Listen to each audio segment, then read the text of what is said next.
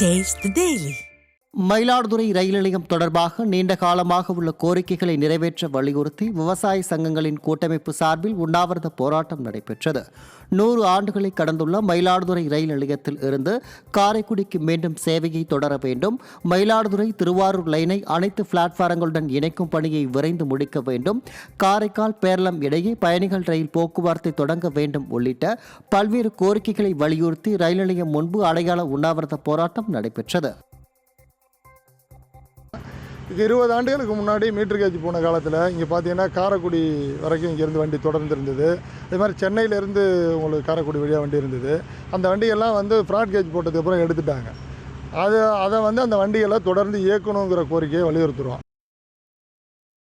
விருதுநகர் மாவட்டம் ராஜபாளையம் அருகே மக்காச்சோள பயிர்களை காட்டுப்பன்றிகள் சேதப்படுத்தி வருவதால் விவசாயிகள் வேதனையடைந்துள்ளனர். நரிக்குளத்தில் சுமார் 200 ஏக்கரில் மக்காச்சோளம் பயிரிடப்பட்டுள்ள நிலையில் இரவு நேரங்களில் விளைநிலங்களுக்கு வரும் காட்டுப்பன்றிகள் பயிர்களை சேதப்படுத்தி வருகின்றன. ஏக்கர் ஒன்றுக்கு 30,000 ரூபாய் வரை செலவு செய்துள்ளதாக தெரிவித்துள்ள விவசாயிகள் தற்போது வரை 10 ஏக்கர் அளவுக்கு பயிர்கள் சேதமடைந்துள்ளதாகவும் வனத்துறை அதிகாரிகளிடம் முறையிட்டும் இதுவரை எந்தவித நடவடிக்கையும் எடுக்கவில்லை என்றும் குற்றம் சாட்டியுள்ளனர். தண்ணி பாய்ச்சினாங்காட்டி கிட்டத்தட்ட ஒரு 50 ஏக்கர் கருது கோர அளவு வந்துருச்சு. 60 நாள் பயிராயிருச்சு.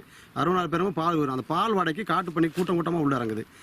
வீட்டில் 4 ஆள் 5 ஆள் உள்ளவங்க காவலுக்கு இருக்காங்க, கொஞ்சம் வசதி இல்லாங்க வீட்டில் இருக்காட்டி அந்த காடெல்லாம் அழிவாகுதுன்னா அதே மாதிரி பன்னிகள் கட்டுப்படுத்த இது வரைக்கும் அதிகாரிகள் எதுவும் முன் வரல. சொல்லுதோ வராங்க, பார்க்காங்க, போகிறாங்க, நீங்கள் தான் முள்ள ஆகட்டியும் அதெல்லாம் சொல்லுதாங்க.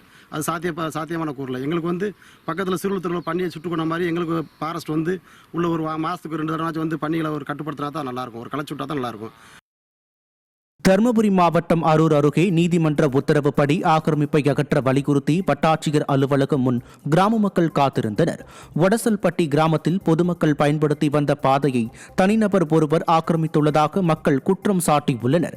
இதுகுறித்த வழக்கில் சென்னை உயர்நீதிமன்றம் ஆக்கிரமிப்பை அகற்ற உத்தரவிட்டும் அதிகாரிகள் நடவடிக்கை எடுக்காததால் ஆக்கிரமிப்பை அகற்ற வலியுறுத்தி கிராம மக்கள் வட்டாட்சியர் அலுவலகம் முன் காத்திருப்பு போராட்டத்தில் ஈடுபட்டனர். திறனற்ற திமுக அரசின் அதிகாரிகள் நீதிமன்ற உத்தரவுகளை கூட மதிப்பதில்லை என மக்கள் வேதனை தெரிவித்துள்ளனர்.